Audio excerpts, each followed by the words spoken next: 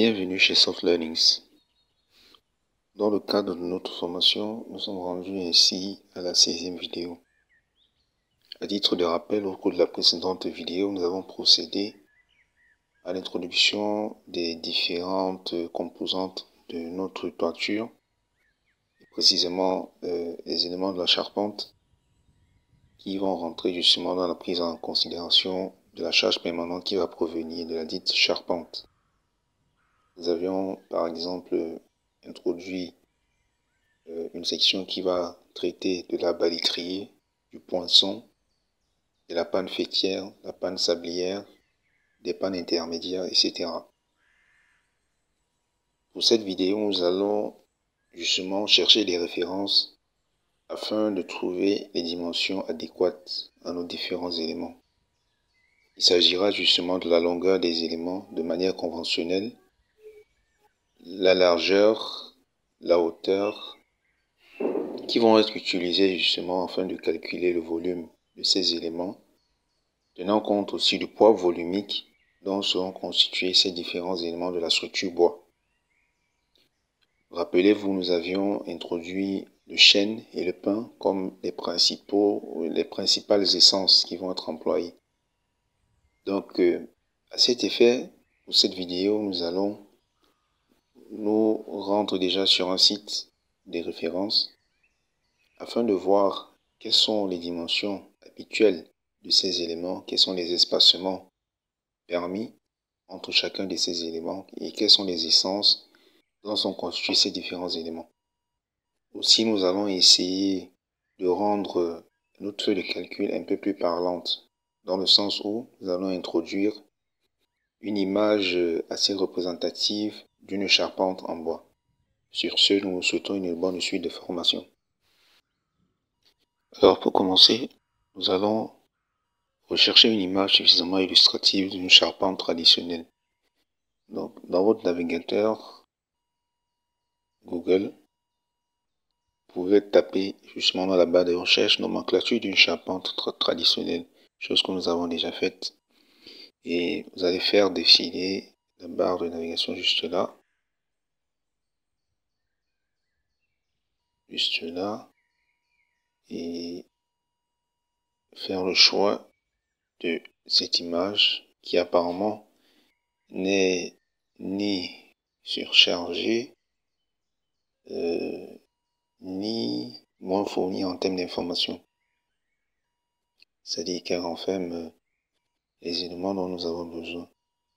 Donc en faisant un simple clic droit, nous allons enregistrer cette image dans le dossier qui contient justement notre fichier Excel. Donc nous l'enregistrons. OK. À la suite, nous allons aller sur le site dont nous avons parlé afin d'identifier les éléments constitutifs d'une charpente traditionnelle. Donc dans la même barre de recherche, nous allons taper charpente-classique.com, charpente-classique.com, tapons entrée, et là nous venons sur l'onglet tous, sortons de l'onglet images, et là faisons un clic justement sur ce lien qui nous renvoie vers le site concerné. À la suite, nous pourrons parcourir justement le site afin de voir ce dont il est constitué. Il est suffisamment riche en termes d'informations. Mais ce qui va nous intéresser, c'est déjà l'onglet la structure. Cliquons là-dessus. Et à l'intérieur, vous pouvez voir les éléments dont sont constitués justement une charpente traditionnelle, charpente classique en bois. Et là, nous avons encore 3 onglets. Éléments constitutifs, bois de charpente, nomenclature. Nous allons cliquer sur bois de charpente afin d'identifier tout d'abord le bois dont sera constitué chacun des éléments. Et vous pouvez voir au niveau de ce premier sous-titre du bois de résineux, des produits résistants. Alors, ce qui est dit ici, c'est que le bois de charpente peut être constitué de plusieurs essences. Nous avons du bois de pin, de sapin ou de Douglas. Donc, on présente plusieurs avantages.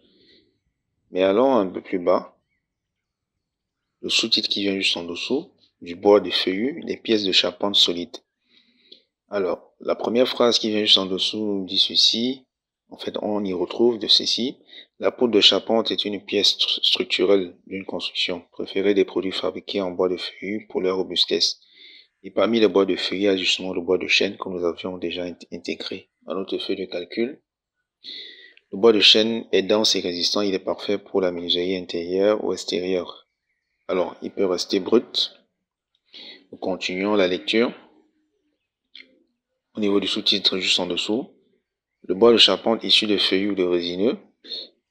Les bois de charpente se retrouvent dans toutes les pièces d'une toiture.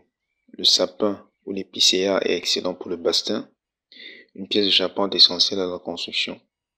Alors pour le chevron de charpente, une pièce en bois d'une grande longueur, optez pour le bois de chêne. Là, nous avons déjà quelques éléments. Chevron devra être constitué de chêne. Et nous pouvons poursuivre l'exploitation de ce site en revenant. Avant de continuer cette vidéo, nous souhaitons vous présenter la plateforme de formation www.softlearnings.com. Sur cette plateforme, vous aurez l'ensemble de notre catalogue de formations pour vous accompagner dans l'acquisition de nouvelles compétences, mais aussi l'ensemble des outils et des solutions métiers développés pour vous aider au quotidien dans vos différentes missions. Vous avez aussi la possibilité de réserver vos places pour nos différents séminaires que nous organisons tout au long de l'année en venant simplement dans l'onglet séminaire et en choisissant le séminaire auquel vous voulez participer. Nous souhaitons par exemple prendre une formation, nous allons cliquer dans l'onglet formation et nous allons choisir cette formation que nous souhaitons ajouter au panier. Vous pouvez simplement cliquer sur ajouter au panier ou si vous souhaitez avoir la description de la formation, vous allez cliquer sur voir plus. Dans cette description, vous aurez l'ensemble du contenu de la formation où vous avez la possibilité de voir les 2 premières vidéos de la formation, mais aussi la description de la formation et l'ensemble des outils qui sont mis à votre disposition pour la formation. Une fois que vous êtes convaincu, vous allez simplement cliquer sur ajouter au panier. Et lorsque vous ajoutez au panier, vous allez aller dans votre panier. Dans votre panier, vous allez attribuer ou bien mettre votre code promotionnel si vous avez, afin de bénéficier des réductions et cocher cette case pour accepter les modalités de vente et vous allez procéder au paiement. Lors du paiement, vous avez 3 possibilités. Donc, soit vous pouvez prendre un paiement pour 6 mois, pour 12 mois ou pour 24 mois. En fonction de celui que vous allez choisir, vous pouvez choisir pour 12 mois ou pour 6 mois. Ça dépendra de vous. Au niveau des paiements, vous avez un paiement par carte bancaire si vous possédez une carte bancaire. Et au cas où vous n'avez pas de carte bancaire, vous pouvez payer par mobile money. Et si vous souhaitez bénéficier de 20% de réduction sur tous les achats que vous allez faire sur la plateforme, vous allez simplement payer par des softcoins. Comment faire pour recharger votre compte de softcoin? Vous allez simplement venir dans l'onglet softcoin à ce niveau. Et lorsque vous arrivez sur cet onglet, vous pouvez sélectionner votre recharge ou entrer une recharge personnalisée à ce niveau.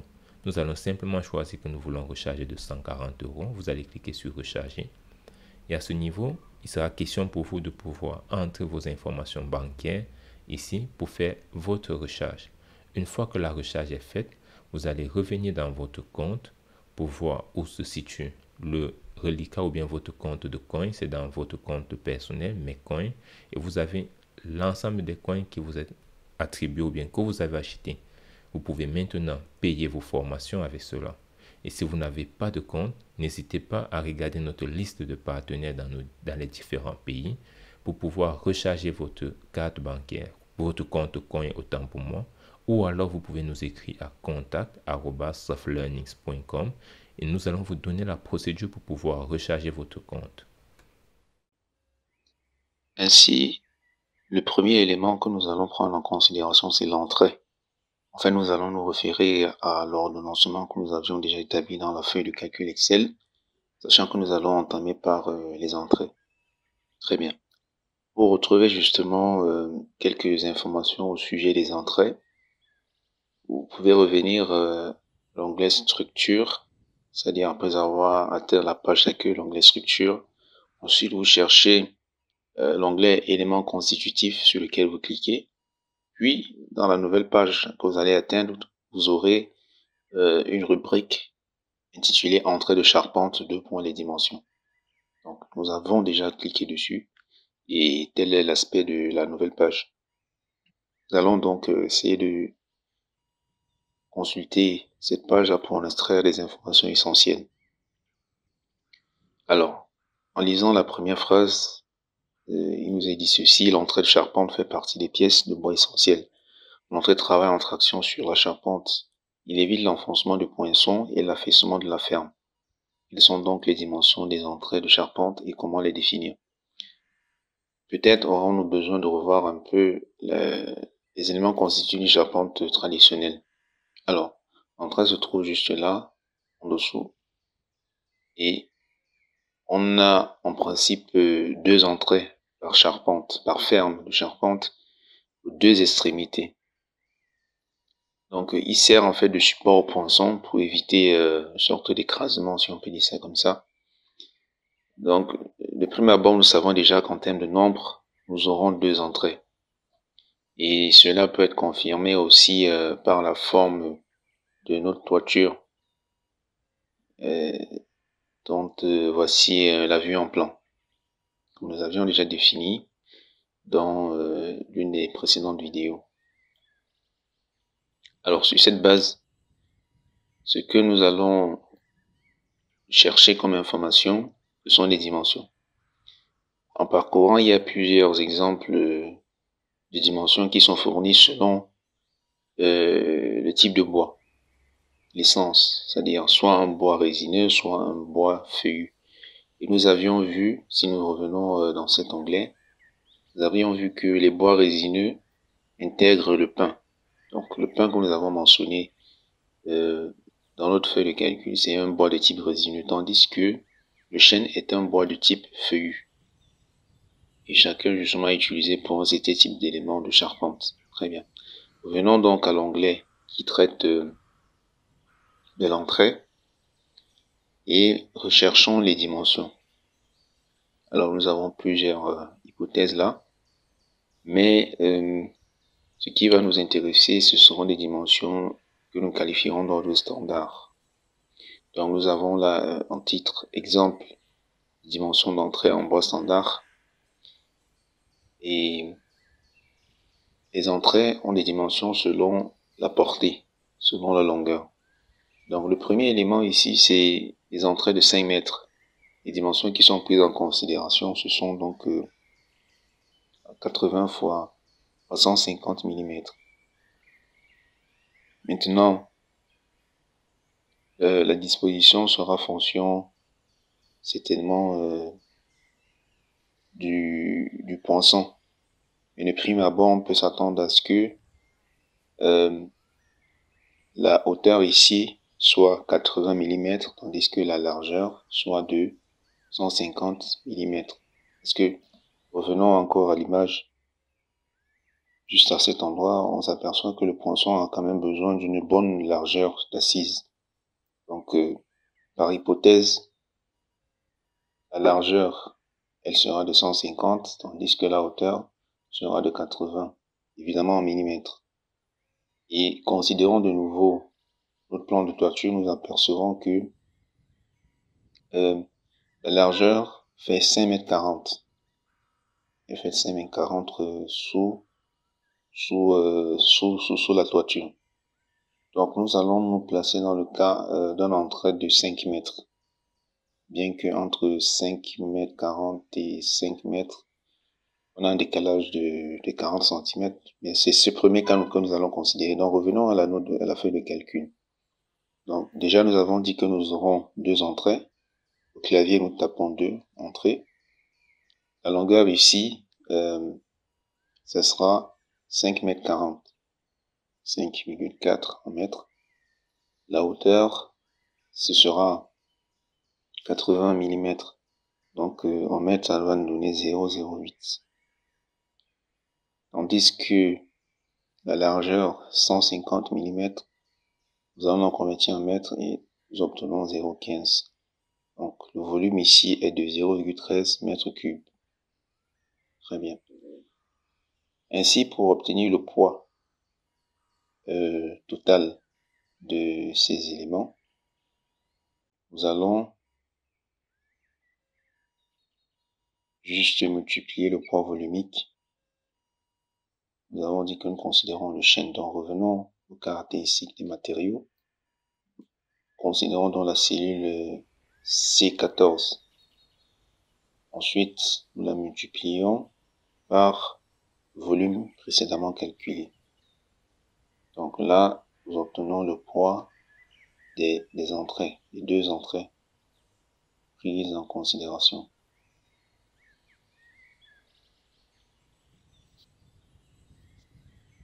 Suite aux entrées, nous allons traiter la panne faîtière. Et nous n'avons qu'une seule panne faîtière. Elle se trouve justement au sommet. Et elle joue un rôle assez important parce que dans le système de transmission des charges, c'est elle qui reprend, par exemple, le poids de la couverture. Si la couverture est faite de tuiles, elle va les transmettre au poinçon, par exemple, deux extrémités au poinçon, qui eux plutôt, vont les transmettre aux entrées. Donc c'est un élément essentiel. Cela stipule que le type de bois que nous allons employer sera nécessairement un bois robuste. Donc de la même manière que nous avons procédé pour retrouver des informations sur le site charpente-classique.com, nous allons, au cas où vous ne trouvez pas très rapidement les informations liées à la panne, vous pouvez simplement venir dans la barre de recherche et taper panne. Et à partir de là, vous aurez donc une nouvelle page qui va s'ouvrir et une qui traite justement la panne de charpente. En cliquant donc dessus, vous arrivez sur cette page, la panne de charpente, la pièce à connaître. Donc nous allons rechercher des informations tout à fait essentielles. Nous allons dérouler, en fait, parcourir cette page et atteindre ce sous-titre intitulé section des pannes de charpente. Les sections varient justement selon la longueur de l'élément. Et donc, dans notre cas, pour avoir une idée exacte de la section employée, nous allons revenir à notre plan AutoCAD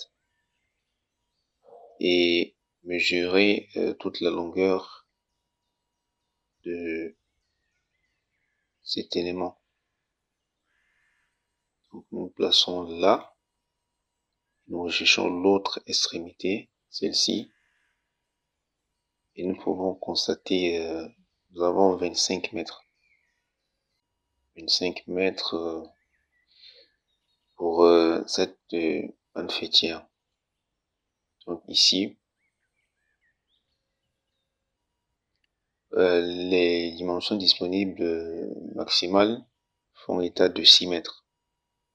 Donc, on peut s'attendre à avoir en moyenne 4 segments de 6 mètres chacun qui vont justement être utilisés afin de reprendre ces charges.